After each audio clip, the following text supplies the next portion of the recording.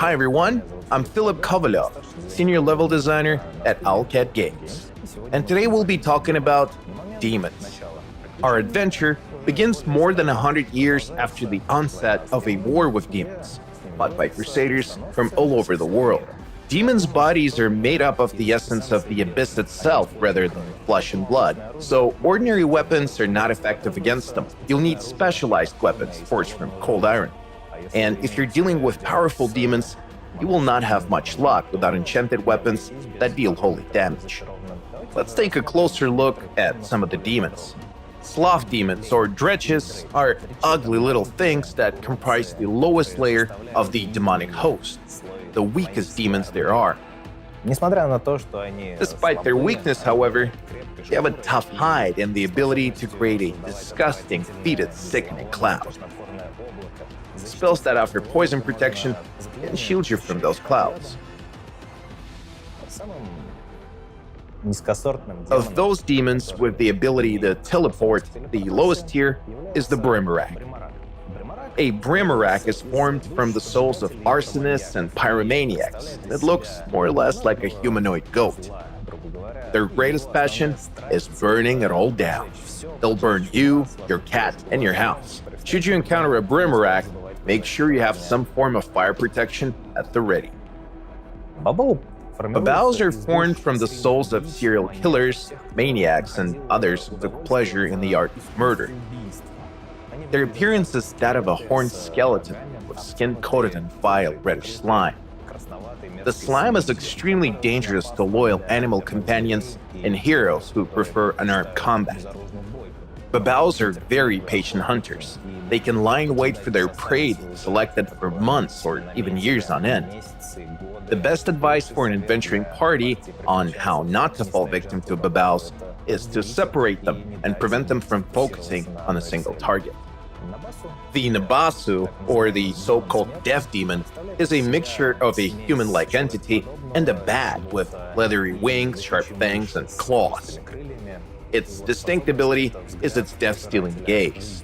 It quite literally drains the life force of anyone who makes eye contact with it. Mortals who die in this way immediately rise as undead, typically as ghouls, under the complete control of the demon who created them. Let's talk a little about the Rak, or the Raft demon. A Rak is a blend of a vulture and a human. Raks are constantly surrounded by a cloud of feathers and demonic spores, which sprout upon contact with skin, inflicting excruciating pain. Several Raks joined in a special Rak and roll dance can bring about an electrical storm that could level a small town. Its power depends on how many Raks come to the party. One of the most notable greater demons is the Marilith. Mariliths have a snake-like body with a female torso, a female head, and 6 female arms.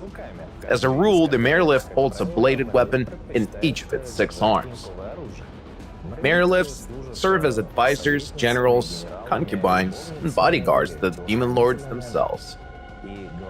And of course, while we're talking about greater demons, we can't forget the Baylord. They're the most powerful force in the entire demonic host. Baylords are massive demons armed with a flaming sword and a fiery whip, which they use to decapitate humans, dragons, giants, and other demons. It makes no difference to them. The most important thing to remember is that when you defeat a Baylord, it will explode, hoping to take you to the grave with it. The Baylord's allies, if they're still standing, might also get caught in a blast. Demon Lords stand apart from the rest. They're practically the demigods of the abyss, each of them unique in their appearance, abilities, and the path they've walked to achieve their greatness.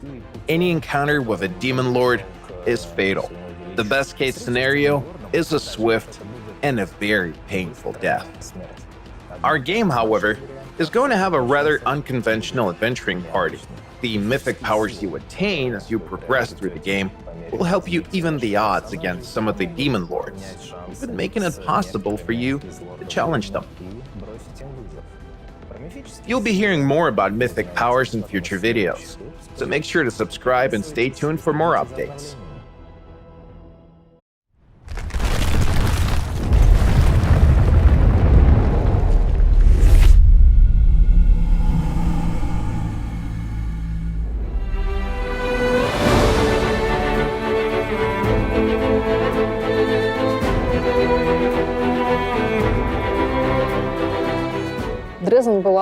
Dresden was one of the first maps we put together. It really is a massive city in terms of game development. Perfecting it was a real challenge for us. Dresden is a kind of a linchpin that holds the whole story together. Enormously important city in the story, in the world itself, and it appears on the horizon of the story long before you get to see it. Even in Chapter 1, when you are stranded in Knebris, you keep hearing about Dresden, how tragic it is that it had been lost.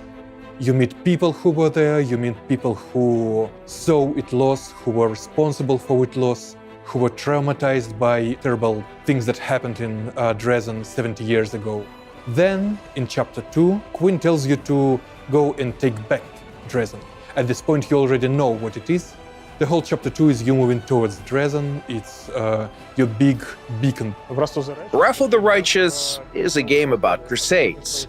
And what's a crusade without sieges and the like? The player chooses how they are going to assault Dresden, which of their allies and friends to listen to, and whom to take there. Depending on which decisions the player makes and which companion's advice they follow, their starting location on this map changes, and so do the events that follow. Then you enter Dresden, and it's a huge climactic battle. It's one of probably the most important, most complicated battle we are making in the game. I've been writing a lot for it, and I was floored when I got to actually play it, because it felt, from the game inside, it felt nothing like when I was writing for it. We've made quite a lot of cutscenes for Dresden. Actually, our cutscenes are not just something that wrenches control out of your hands to show you beautiful cinematics. They're also everything that happens around the player. In total, Dresden has over 70 cutscenes, but the player, most likely, won't get to see them all in a single playthrough. One of the challenges we faced was that Dresden is a 3-tier structure, much like a real medieval city on a hill. It has 3 layers. The first one is the slums. The second layer is an epic city district with a strong infrastructure. It has a graveyard, barracks, a marketplace, a prison area, and a temple compound. The third section is way up high. It's the Citadel. The main events take place inside. The player finds an ancient artifact, the Sword of Valor. It's a banner that belongs to the goddess Ayamadai, and this banner later accompanies the player throughout the entire game. And it's related to many of the game's plot twists. You raise your banner, and then everything changes, because after that moment, it becomes your city. Dresden is the place that holds the story together, because you keep returning there not just to sleep and wash and sell and buy gear. It's not just your home base. It's a place where something is constantly happening. It's a busy city. With Pathfinder Kingmaker, we treated your capital as your companion. It was in a constant dialogue with you. You made decisions, and it changed. It changed the way your kingdom changed, and you changed yourself. Dresden is the same, but for your mythic. The city also evolves, depending on which mythic path the player has chosen. The mythic area as a whole switches mechanically from one to another based on how the player acted earlier in the game. For example, the Lich can just build a ziggurat in the middle of Dresden, and the Azada can grow a forest. Developing this comprehensive solution for Dresden was the most interesting part. While working on the city's environment, not only did we use a whole bunch of shots of real-life structures, we also looked at paintings from the late 18th century that depicted the Middle Ages. Really, nothing is more important in a game than faithfulness. During the development of Kingmaker, all of our locations were more or less flat because there was no option to rotate the camera, so we always had to pick the perfect angle so that nothing would obstruct gameplay. In Wrath of the Righteous, the camera rotates, so we were able to build locations like Dresden that have a lot of verticality. Another objective we had, and the team handled the issue nicely, was to stop the camera from jumping from one step to another and instead float upward smoothly along with the player. Dresden has some high walls that we can walk atop. We can also run under them from both sides, and I think it makes the whole area feel better. It becomes your little island of normalcy among the huge wasteland. Dresden is like your mirror, and mirror of the story. Dresden is a mirror of the world around you. It's you.